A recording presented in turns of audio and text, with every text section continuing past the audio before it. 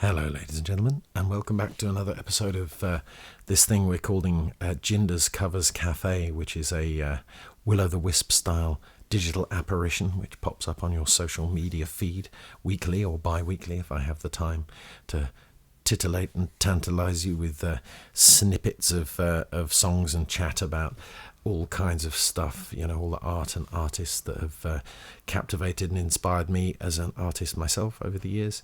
And we've had a lot of music in the last couple of weeks. We've had John Prine, we've had Townes Van Zandt, we've had Jackie Leven, you know, all of these artists whose work means a huge amount to me as an artist myself. And I'd like to talk about somebody who represents a slightly different art form today, or rather a different wing of the same artistic building.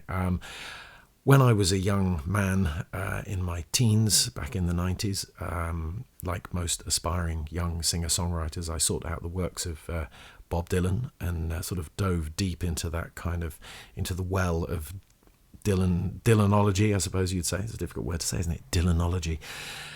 And when you're really discovering the story behind Bob Dylan, it's very difficult not to run into the question of how he got his stage name, how he found or adopted his stage name of Bob Dylan, being born, of course, Robert Zimmerman.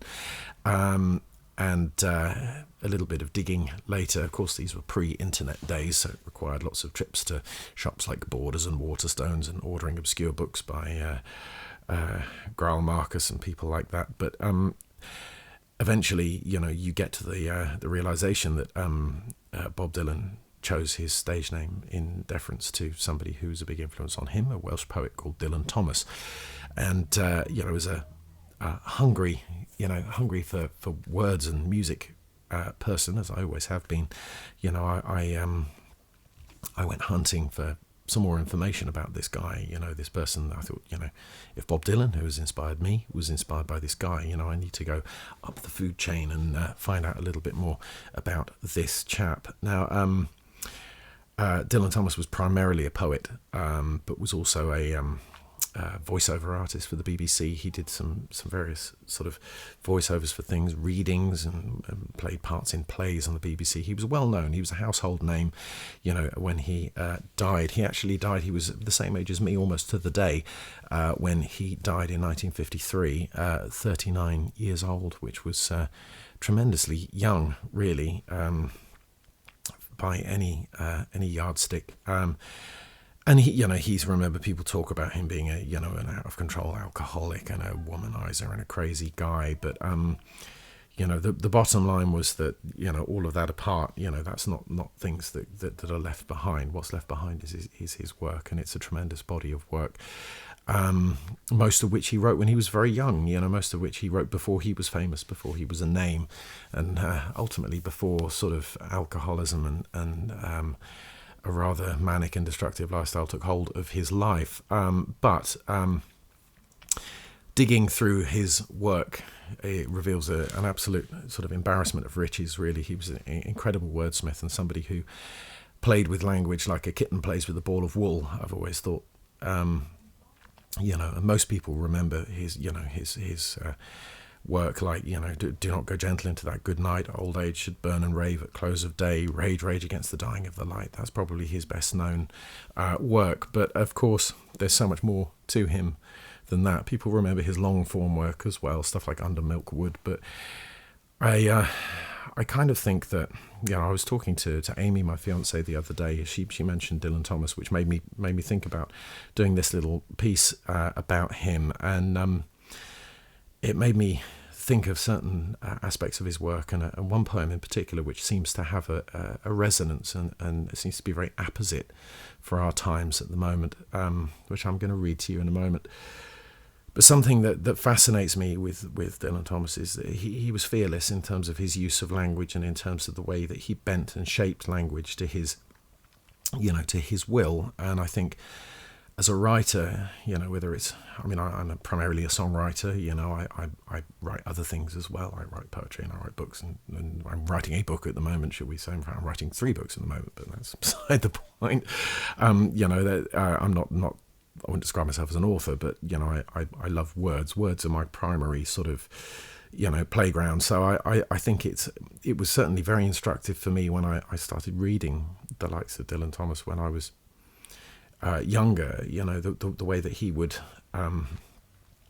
just toss words in the air and kind of catch them and reinterpret them and recontextualize them. And this particular poem, which I'm going to read to you, is called "And Death Shall Have No Dominion," which I think is amongst his best work. It covers both sides of the coin when you're sort of trying to understand death and grief and whatnot. It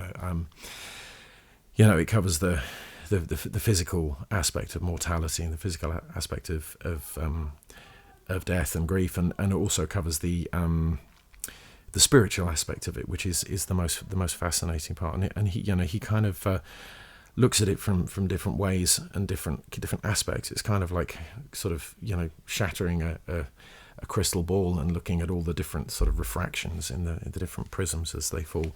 And I love the way, in particular with this song, the imagery is very, very strong, and often his imagery is strong on all counts because he has no fear of switching the polarity of words around. There's a great line in this: "Dead men naked, they shall be one with the man in the wind and the west moon. When their bones are picked clean and the clean bones gone, they shall have stars at elbow and foot." And I think it's really fascinating, that line with the man in the wind and the west moon. That obviously started life as with the man in the moon and the west wind, but it becomes so much more powerful and so much more memorable by switching the polarity and making it a much more impressionistic line. The man in the wind and the west moon. You almost picture somebody standing in the wind and being blown to dust.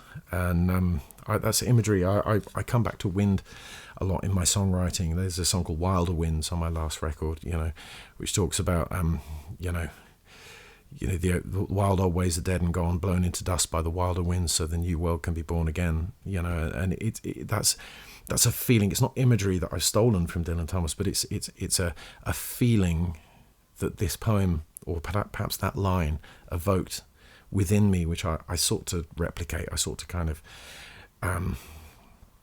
give that rebirth or a different voice, and it's hard not to talk about.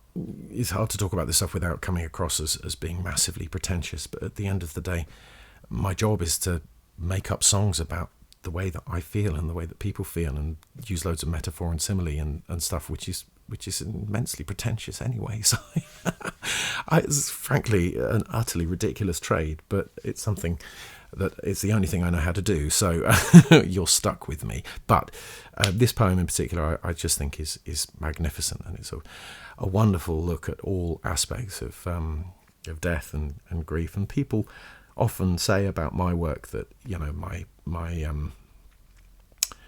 my songs are primarily about trains and death, and I think my sort of country music influences perhaps come through in the songs about trains, but there's definitely the sort of the breath of Dylan Thomas in some of the work that touches on mortality and that kind of thing a little bit. So I'll read this one for you. This is called "And Death Shall Have No Dominion." And death shall have no dominion. Dead men naked, they shall be one with the man in the wind and the west moon. When their bones are picked clean and the clean bones gone, they shall have stars at elbow and foot. Though they go mad, they shall be sane. Though they sink through the sea, they shall rise again.